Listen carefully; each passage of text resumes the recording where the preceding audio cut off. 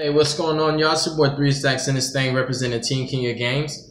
And today I'm going to be going over a list that I've been tweaking for a while. I've been playtesting this deck strenuously and modifying the main deck, upgrading it, making sacrificial choices of cards that I really want to play, but cutting them for cards that I know I'm going to need in this list and to be ready for everything. I wanted to make this deck as versatile as possible while still maintaining that unique that unique spiciness that I have with all of the decks. So I did not want to make a standard list for this. There's a couple card choices that I made that some people might say that's not standard. You know, I don't agree with that. Everybody else does this, but I'm not trying to really do that. I was trying to figure out a way to make this deck my own and still be able to combat the meta with it. I'm very satisfied with the current list that I have. It's basically True King, True Draco Invokes, or True Invoked Draco Kings, we'll say it like that. The side deck has changed a lot. The extra deck has been modified. The main deck has changed a lot. Like I sacrificed over 20 different cards in this deck. There was 20 different cards that were played in this deck in the past and other lists that I did in deck profile. And it just went through so many changes. But I'm going to hop right into the main deck. To start off with the monsters, I'm going to show you my kings.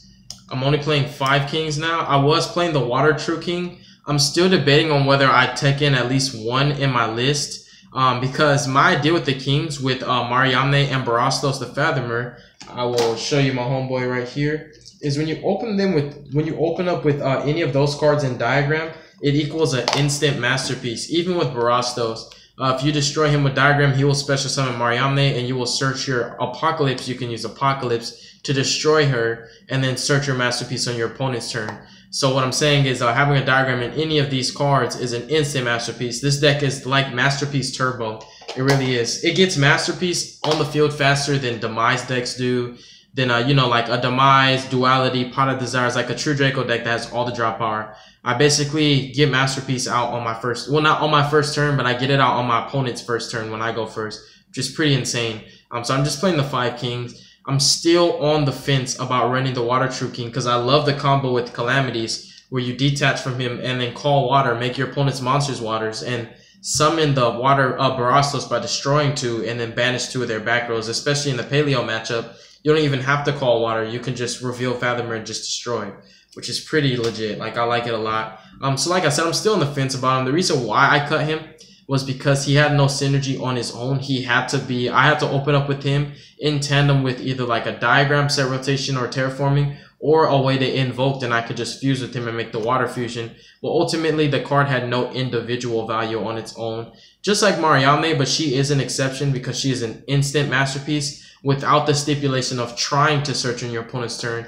Because there's always that offset chance that they might not draw Ash in their first 5, but their 6th card could be the Ash, and if you do it with the Water True King, they'll be able to Ash you on their turn when you try to search for Masterpiece during their main phase. So she is definitely a correct card for this list. I still wanted to play True Kings. Instead of the Baby Dracos, I just chose to play True Kings. I'm not saying the Baby Dracos are bad. They're cool. You know, they do stuff. They have great effects, but I prefer the True Kings. I just like them a lot better. And they give me access to Calamities. My thing with the deck I took to YCS Dallas is no matter what, I wanted to have access to Calamities and Masterpiece. The 2 strongest boss monsters in the meta right now, in my opinion. Stronger than Sleeper to me.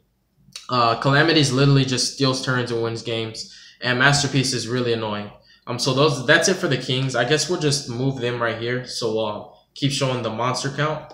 And for the rest of the real monsters, I played 2 copies of Mr. Crowley. I didn't want to play 3 in playtesting. I opened up with either 2 of him.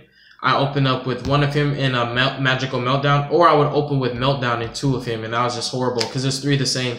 So I cut Meltdown to 2 and I cut him to 2, and it was just perfect. 2 Meltdown, 2 Alistair, your 3 terraformings and your set rotation, so you have like 12 Alistairs. You're fine. And once you see 1 Mr. Crowley, he's there in rotation from that point on. He's a instant fusion every single turn. Like, he's a guaranteed 1 card fusion that's literally free. If you activate invocation by banishing the materials from the graveyard, your Alistair is free. You make a free Mechaba. You can have 5 cards in hand. If your opponent Ghost Ogres you, you'll play your invocation banishing Alistair, the Ghost Ogre. You'll put him back in your hand. You'll still have 5 cards. So you make free fusions, which is insane. And of course, I'm still playing my sexy blue boy. That foreign baby. I've been trying to rarity bump this deck as well. I'm a rarity hoe. Because this is the deck I'm playing. So, you know, why not make everything as high rarity as possible? I'm just 1 blue boy for this list. 2 has came up sometimes, but ultimately it came down to the number of normal summons that I played in this deck. And I felt that I wanted to have 4 normal summons. In the past, my deck was full of normal summons when I had the Yang Zing engine. I actually cut that for draw power.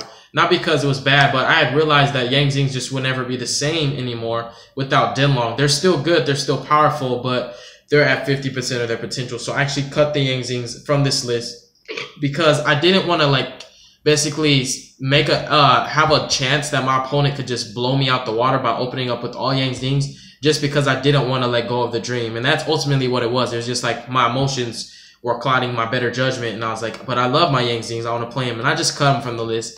But 1 blue boy, like I said, 2 does come up for me. I don't know why it comes up, but once you resolve 1, you typically resolve at least 1 spellbook of knowledge a duel. But there are those grindy games where it's like, okay, now I've just drawn a secrets.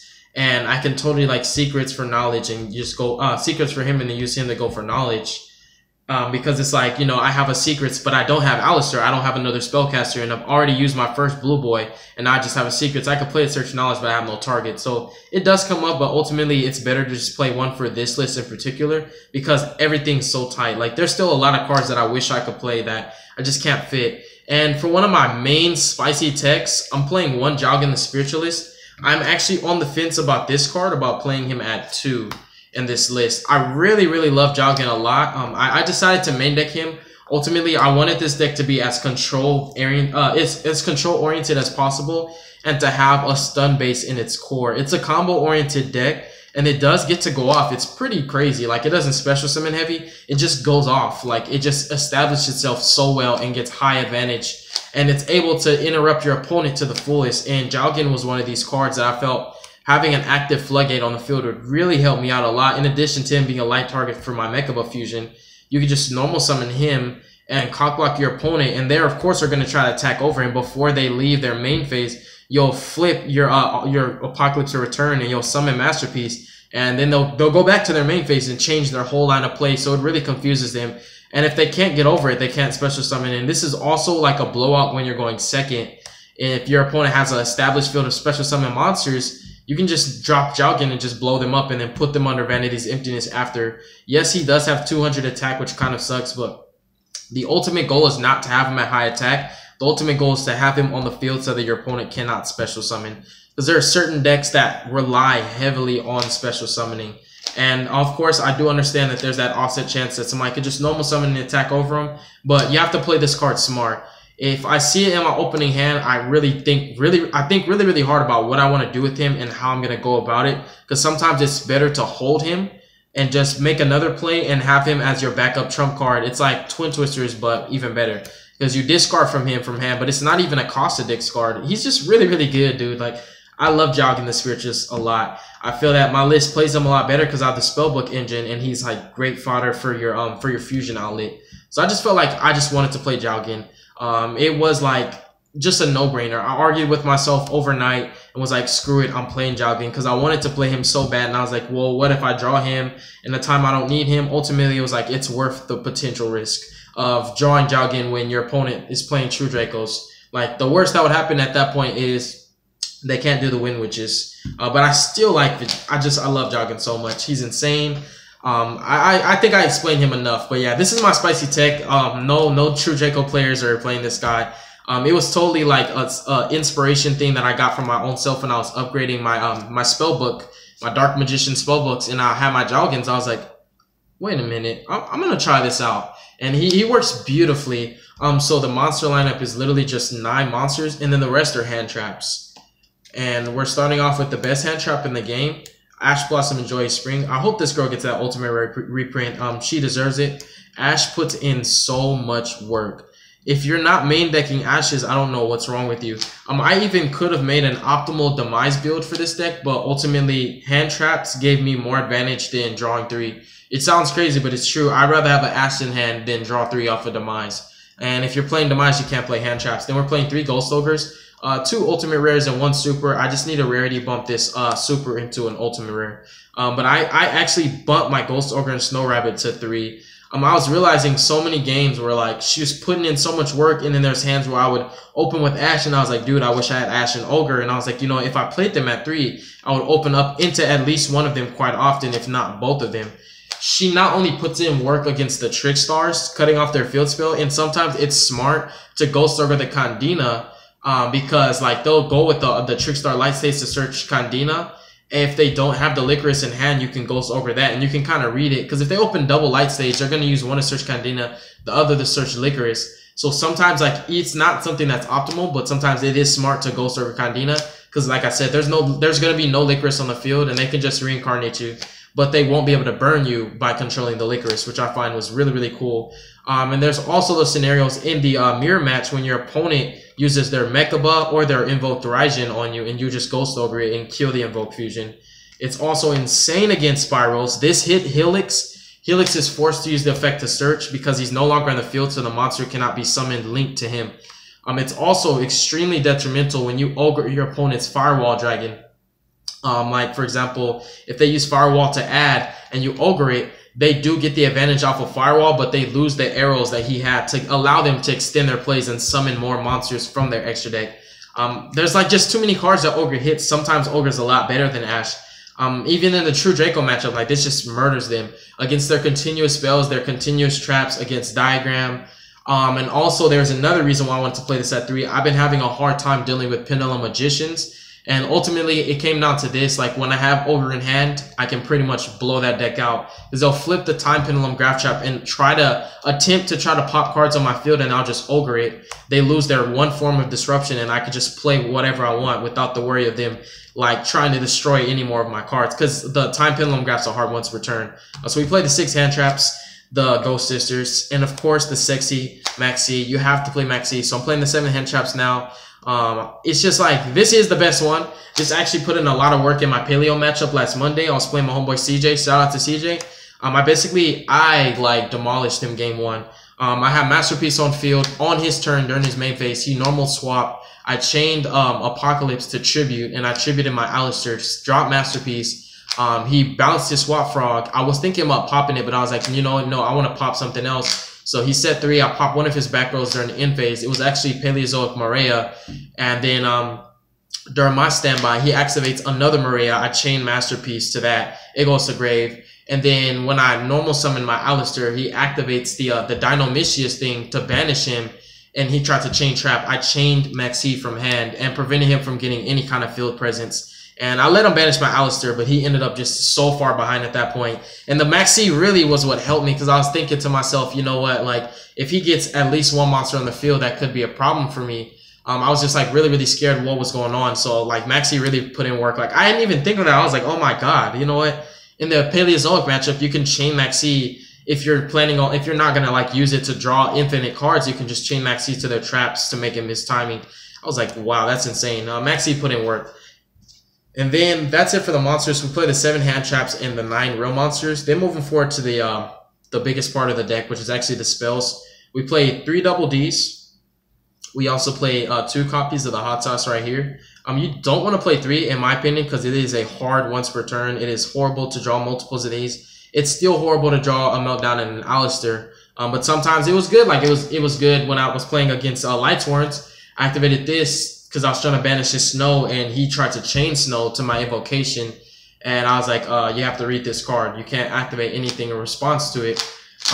If I'm not mistaken, yeah, because I activated invocation, he chained Snow. I was like, nah, bro, you can't actually do that. And I just ended up banishing his Snow completely, which was insane because Snow was really getting on my nerves. Like, I couldn't drop Masterpiece, and he was just like using Snow to banish his Giant Rex and continuously making like free rank 4s. He banished the Eclipse Wyvern. He had Judgment Dragon. That's how he attacked over the first Masterpiece. It was annoying. The one Oracle of Zephyr, this is going to be a mystery card very soon when I get it in the mail. There's a field spell that I've really been wanting to test out for a long time. But Oracle of Zephyr is here for now for the set rotations. And I'm going to go ahead and move these up just a little bit. And then we're playing 3 sexy ultimate terraformings.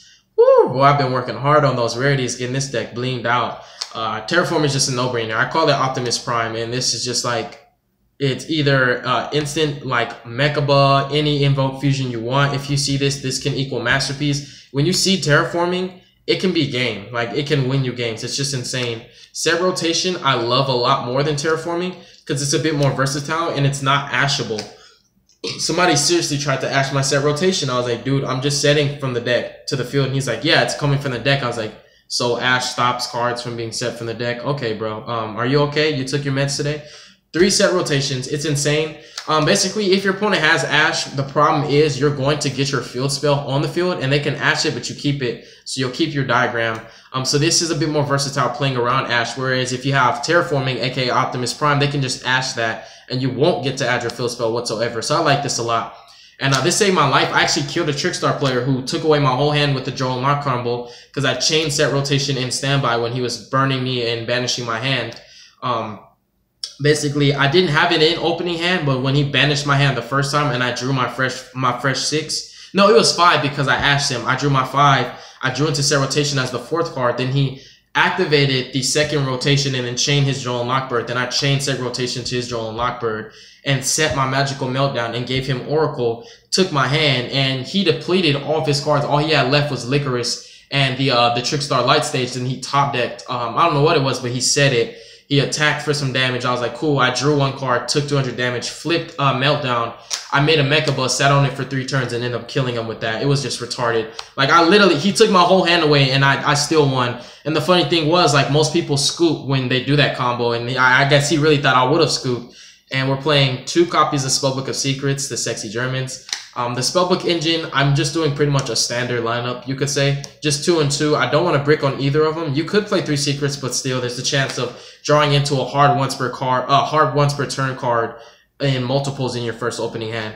Then this is something that people would definitely be like, okay, you're crazy about. I'm playing 1 Heritage and 1 Disciples for my list. I just feel like I only really need to see 1 of each. I hate drawing into them because I don't play the baby Dracos. And it's not like I'm trying to summon Masterpiece on my first turn. So I actually play these for the draw power effects. And Disciples is a bit more relevant because I recycle my Calamities, my Masterpieces. I recycle, you know, sometimes I recycle Heritage and use Heritage to do the +3 combo if you're able to. Like, I actually did the +3 combo in one of my matches. I had used Apocalypse. I resolved Disciple, then I flipped Apocalypse, used Apocalypse, pop Disciples. Disciples, pop Apocalypse, Apocalypse, pop Mariamne, search off Mariamne, Heritage to draw 3. It was retarded. And it was like, it seemed stupid because I was destroying my own cards, but I was really just trying to plus as heavy as I possibly could. Because I was trying to draw into either an Alistair or a Magical Meltdown for my, and I ended up drawing into Invocation. I was really upset. I drew Invocation and a Terraforming, but I still got it. And then, so the other reason why I'm playing multiples of these is, that like I had turns, like in playtesting when I was playing multiples, I would draw into these.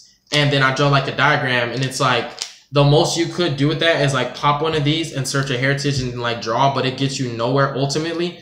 And so it came down to, I just want these for the draw power, their effects to additional tribute if need be so, and also to activate them and have them on field when you drop your Masterpiece on your opponent's turn. Like there's a game I opened with double Masterpiece, dropped 1 on my opponent's turn. He played Raigeki, and then I chained my Apocalypse because I used Return to summon the first one, chained Apocalypse, attributed this and the Masterpiece and dropped the other one, and his Raigeki was no void.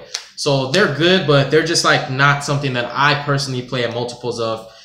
It's just me. Like that's all I was saying in the beginning of the video. There's some card choices that you'll see that you might not agree with, but ultimately it's worked out for me in the long run. And then the 1 Invocation, because I only own 1 and I still have not found somebody who's selling a second. But I've really been liking how the 1 works out because I really hate drawing into this card anyways. So it's like, even though I only own 1, I'm just like kind of happy that I'm playing 1 right now. But there's the offset chance that they could de-barrier you. They can chain Cosmic Cyclone to it and banish it. Then this deck becomes a True King, True Draco deck, which is what it is at its core. Invoke just increases your ceiling. I main deck the board wipes now. This was stuff I had to take cards out for because I not only wanted to have Masterpiece outs, but in the Spiral matchup, which is going to be relevant, you have to draw a board wipe to clear their firewalls and their helix. They can keep the sleeper. That's fine. I'm not really worried about the sleeper, but I am worried about the firewalls and the helix. And if they have the rank 4 bazooka, the tire tapir or whatever, like I'm worried about that as well. And of course, when you max C them, they can almost dang near deck you out. So you need to main deck the board wipe so you'll draw them under the max C. I just find it to be crucial. And of course, main deck Masterpiece outs are very, very important. So ultimately, they have to come out the side deck. And that sums up the spells. The trap is pretty simple. I'm playing 3 strikes that need to become ultimate rares, and I'm playing 2 copies of Apocalypse and 1 True King's Return. Now this is something that I actually cut. I was playing 3 Apocalypse, but I was breaking with it too much, so I just cut it. Like, I keep making modifications to my deck based on the experience that I'm gaining off of playing the deck and getting more comfortable with certain ratios. So I cut it down to 2 because I was drawing it too much.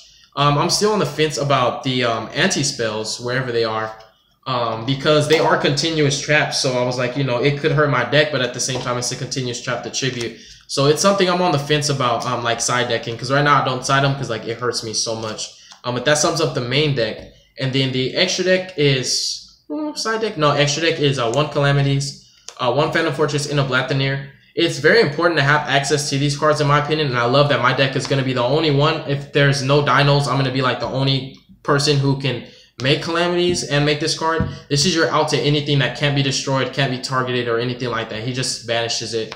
It's relevant to banish from your opponent's graveyard. It's also relevant to banish from their hand. So it's too many good effects. Sometimes it's smarter to make him than it is to make Calamities. Like, it just is, especially in grind games. Like, there's a game when somebody ogred me and ashed me, and my most optimal field I was able to do is just Mechaba. I had activated my diagram, used its effect. He ashed, I slapped another diagram on top to use its effect. He ogred me, and I had, my opening hand was 2 Mariamnes, Alistair the Invoker in double diagram. He out of both my diagrams, so what I did was I normaled Alistair, search Invocation, revealed Mariamne, destroyed the second Mariamne, and the Alistair, search for Masterpiece. And then I activated Invocation, banishing Alistair and his Ghost Ogre, and I made Mechaba, overlaid Mechaba, my Wind True King, went into this and cleared another card in his hand, so he started his turn with 3. And I was thinking about Calamities, but I was like, nah, like, there's something in his hand that I really want to get. And the card that I actually hit was Set Rotation. And I'm not sure if it, like, hurt him or not, but he did set 1 and pass. It's just insane. That was like something, it was really cool and funny. 2 copies of Mechaba. I really want to play 3, but it's tight in the extra deck as well. 2 Raijin, one of my favorites. It's really strong. I like Disruption. You have so much disruption in the form of the hand traps, Masterpiece, the strikes, the invoked fusions. Like, this deck is just really skillful and competitive. 2 Purgatrio, one of my favorite blowout cards. ABCs, Spirals, Pendulum Magicians. There's too many decks that overextend and tend to like leave a lot of monsters on field. And if you can clear the most problematic monster with the Ogre, you can just Purgatrio and attack everything else. It gets you game sometimes. 1 Kaliga, this could have been the Earth Fusion. I still am on the fence about him. I felt like he would be a proper card to play in order to banish Quick Fix and Super Agent from their grave, but Kaliga actually comes up a lot more because he's a more versatile fusion, being that he can stun your opponent, and when the rank 4 Tire Tapir comes out, I'm going to be able to make that with him and an Alistair. And that dude's just going to be like, when he's in defense, nothing happens, basically. So that was another reason why I decided to play him, because he's a level 4, which extends my plays further.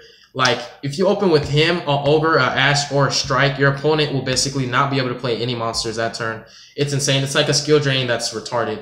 And then for my winter trace targets, it's Buster, Crystal Wing, Totally Awesome, Firewall Dragon, and very soon to be a Spiral Helix. Then the side deck, really fast, is 3 Ghost Reaper and Winter Cherries.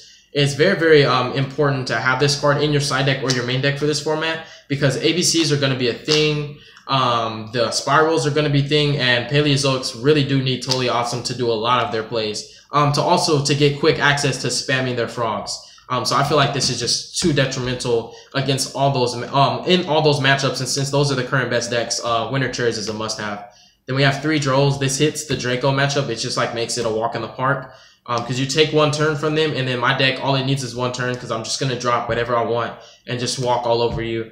And the Drolls are also important for the Spiral matchup and for the Pendulum Magician. Pendulum Magician search a bit too much for my own particular taste. Even if you have Ash and Ogre, it's nice to sight these in and have 3 Drolls, 3 Ash, 3 Ogres, and a Maxi ready to go if you're going second. And of course, for the Paleozoics, we're playing 3 Denkos. This also comes up in the Draco matchup, because sometimes they have to set.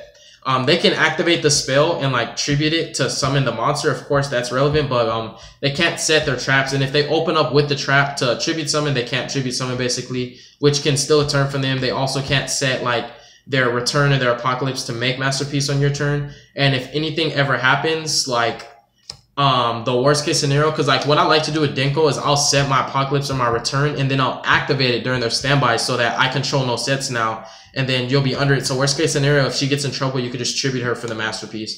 I just like her a lot. She's just really strong. She's a blowout in the Paleos. And then I'm still citing my raw spear modes. I cut these in the past, but I actually ended up putting them back in. There was a reason why I was side decking them. I don't even know why I took them out. Raw spear mode was always one of my favorite cards. Funny thing, people were like talking bad about me for playing this card, but I bet you there's going to be people playing this now. And I'm going to be like, I told y'all you should have been siding it. And 2 Kaijus, it was just a space issue. Ultimately, I cut my Slumber because Ash is a thing. Ash is prevalent.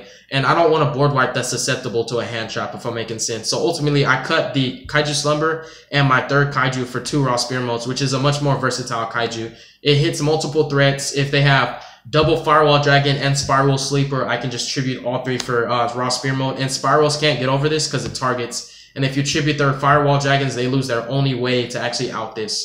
So it'll just sit there. And they'll have to Kaiju it if they're playing the Kaijus. And then 2 Twin Twisters. I was actually on the fence about a lot of these cards in the side deck. Other options was the Water Time Lord, Torrential, another raw spear mode.